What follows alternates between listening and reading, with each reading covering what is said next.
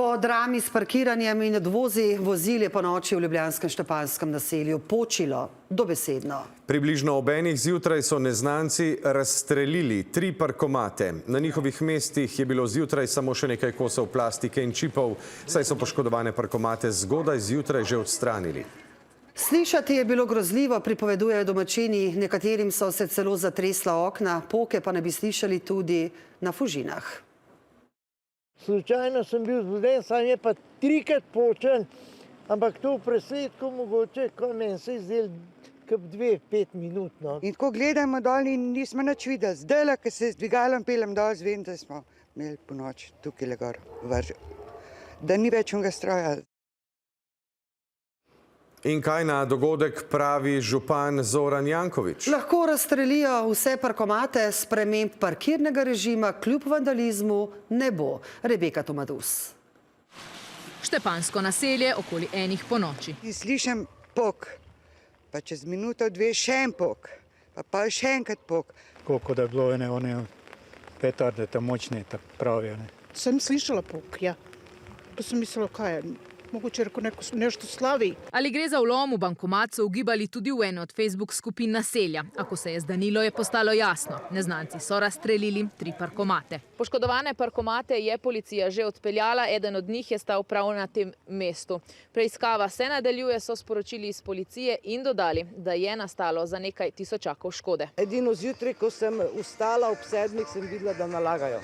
Da sem tole tablo pa kombi, da so šli. Zdaj na mestih parkomatov ostaja le nekaj kosov plastike, čipi, parkirni listki in nalepke. Župan dogodek ocenjuje za običajen vandalizem in ne kot protest proti parkirnemu režimu. Gre za klasični vandalizem, lahko razstrelijo vse parkomate, jaz ga tudi ne rabim, sprememb pa ne bo nobenih. Še enkrat bo rekel. Nihče, tudi če pride ob 2 zjutraj, nima pravice parkirati na zelenici. Med prebivalci sicer še vedno vre zaradi pomankanja parkirnih mest. Problem je zaradi avta, ne. Tle smo že 45 let in je bilo skozi v redu, zdajla se pa kar naenkrat v enem mestu vse obrnilo. Mislim, ni mi všeč to, no. Tlele imamo 27-28 avtomobilov, bajti nas pa 140, ne. In bo treba nekaj narediti. Žalostno, ko ti pride otrok na obisk in mora plačati za 3 ure, mislim, žalostno. Pa da ti Janković reče, naj ga začasno prijavimo tukaj, da bo lahko dobil dovolilnico. Sramota. Sramota, odkrito povedano.